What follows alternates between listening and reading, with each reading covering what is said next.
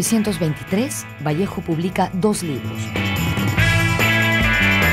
Uno de cuentos, Escalas melografiadas, y la novela corta Fabla salvaje. También es corresponsal en Lima del diario El Norte de Trujillo.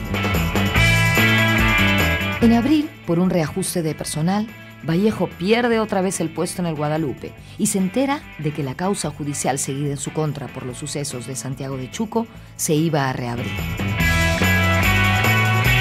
En ese momento, sin mucho que hacer en la capital, nuevamente toma la decisión de ir hacia adelante y realiza el viejo sueño de viajar a París. Pide plata prestada, cobra deudas y sueldos atrasados del Ministerio de Educación y enrumba hacia Europa. Del pueblito chiquito, de la aldea, pasa a Trujillo, que es una ciudad. Y ni qué hablar ya cuando viene a Lima, ¿no? Y ni qué hablar cuando llega a París. Enamorado de París.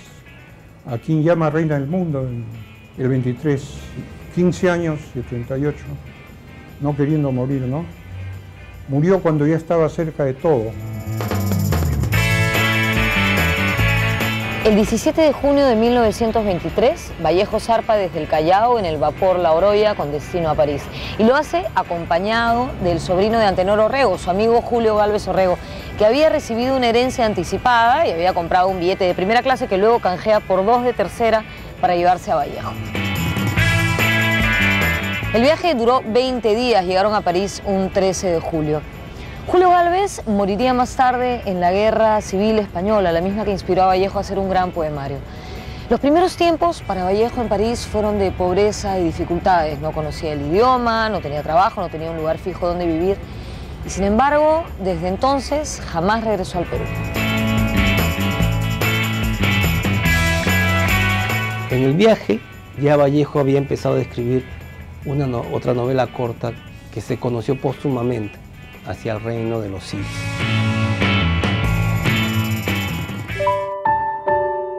Vallejo llega a París y vive de sus corresponsalías para el diario trujillano El Norte, que dirigía Antenor Orrego.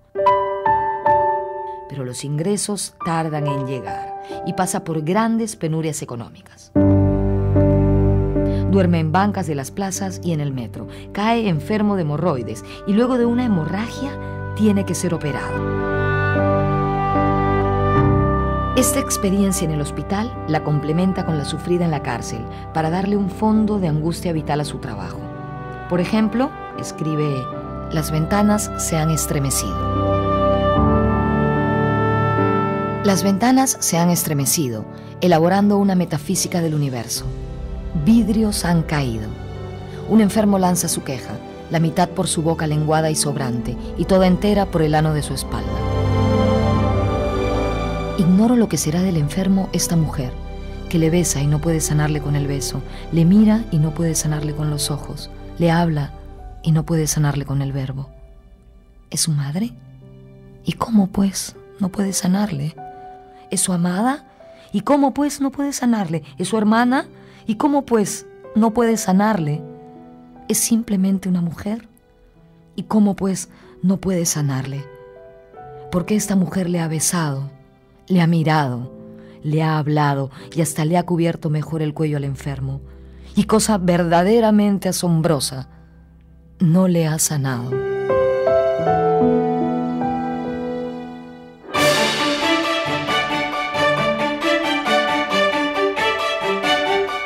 Detrás de mí está el Instituto Raúl Porras Barrenechea, que también fue su casa. Hay una historia que cuenta Porras sobre Vallejo. Y es que en una oportunidad, por iniciativa de amigos comunes, le pidieron publicar unos artículos en un periódico. Porras quiso pagárselos por adelantado, poniéndole una cantidad de dinero en el bolsillo del saco a Vallejo. Vallejo, al darse cuenta de esto, sacó la plata, se la devolvió a Porras y le dijo: cuando escriba los artículos, entonces me pagas. Y en ese momento Vallejo no tenía plata ni para el pasaje.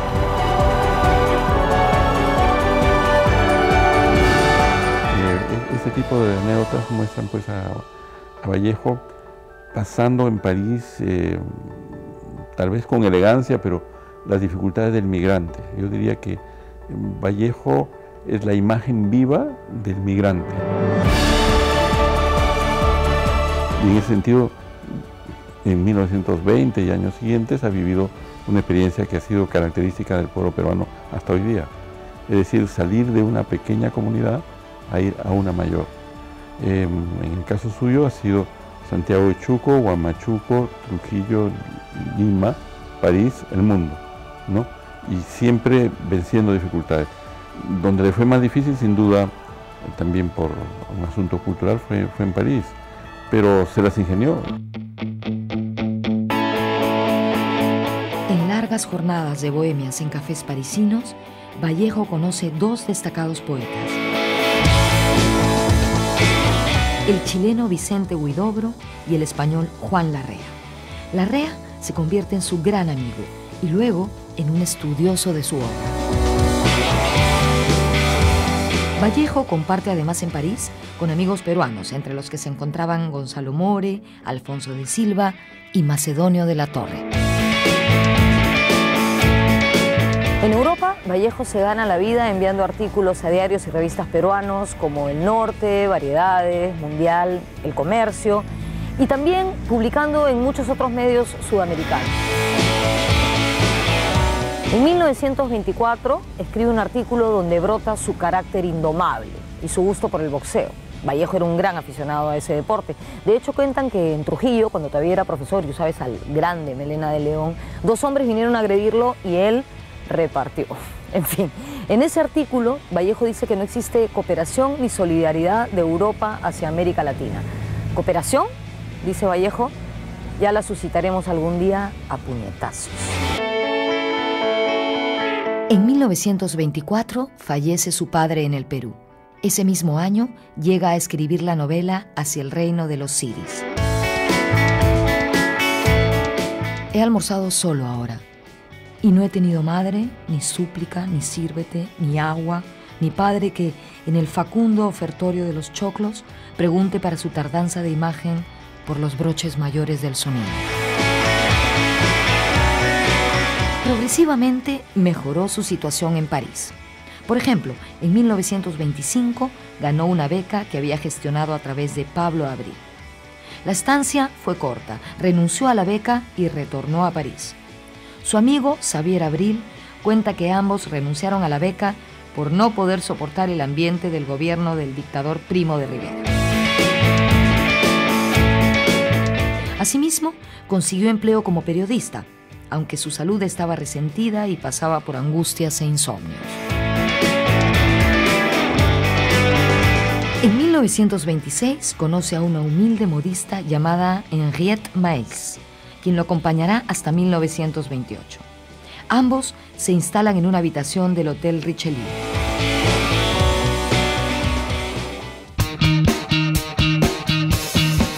En el año 1924, se entera de que el Tribunal de Trujillo había ordenado su captura y se siente un asilado de Perú en París. Para ese entonces era colaborador regular de Variedades y también estuvo escribiendo regularmente en Amauta. Desde París, Vallejo colabora con varias revistas peruanas, como Variedades y, por supuesto, Amauta, la extraordinaria revista que dirigía José Carlos Mariátegui. En 1924, Vallejo escribe un artículo sobre literatura peruana y se refiere a Mariátegui de esta manera. José Carlos Mariátegui es un apóstol que se ha consagrado con fe austera e idealista al problema del equilibrio social.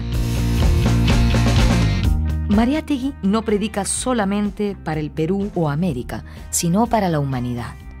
Su obra periodística representa la solidaridad del pensamiento peruano con el pensamiento contemporáneo de justicia universal. En 1928, José Carlos Mariátegui publica 7 ensayos de interpretación de la realidad peruana y en su ensayo sobre el proceso de literatura le dedica a Vallejo un breve estudio donde dice lo siguiente. En Vallejo se encuentra por primera vez en nuestra literatura sentimiento indígena virginalmente expresado. Vallejo no recurre al folclore. Su autoctonismo no es deliberado. Su poesía y su lenguaje emanan de su carne y su ánima. Su mensaje está en él. El sentimiento obra en su arte, quizá sin que él lo sepa ni lo quiera. Vallejo y Mariátegui, dos monstruos del pensamiento peruano refiriéndose el uno al otro.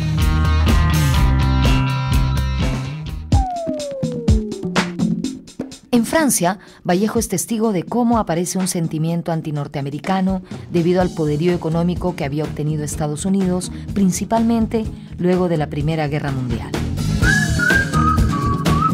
Francia acumulaba deuda con Estados Unidos y Nueva York y la bolsa de valores cada vez influenciaban más la vida diaria francesa, sobre todo en París. Esta disputa entre Nueva York y París por ser el centro del mundo se reflejaba hasta en la moda. En sus crónicas, Vallejo habla acerca del tema. Vallejo cuenta cómo se enfrentaban en materia de moda las ciudades de París y Nueva York. La capital francesa lanzaba la falda corta, mientras que Nueva York proponía la falda larga. La lucha por implantar la moda era tremenda, similar a lo que ocurre el día de hoy. Sin embargo, Atenas, la antigua ciudad griega, propuso una tercera opción, la falda que sube y baja. En 1926, Grecia era gobernada por Teodoro Pangalos. Pangalos había prohibido estrictamente el uso de la falda corta. Cuenta Vallejo que cuando las lindas atenienses recorrían la ciudad con su traje corto, al ver un guardia, ¡zas!, por un sutil juego de telones y primales invisibles, hacían crecer la falda y cuando ya estaban fuera de la vista del guardia, por la misma maniobra, volvían a cortarla. Concluye Vallejo que esta fue una estupenda forma de zanjar las discordias entre París y Nueva York por implantar la moda en el mundo. Al final, Atenas fue quien se impuso.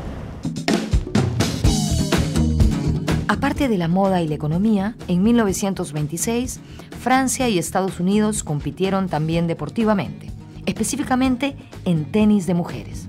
Sí, Vallejo presencia el primer enfrentamiento internacional de tenis femenino, donde rivalizaron una francesa y una norteamericana.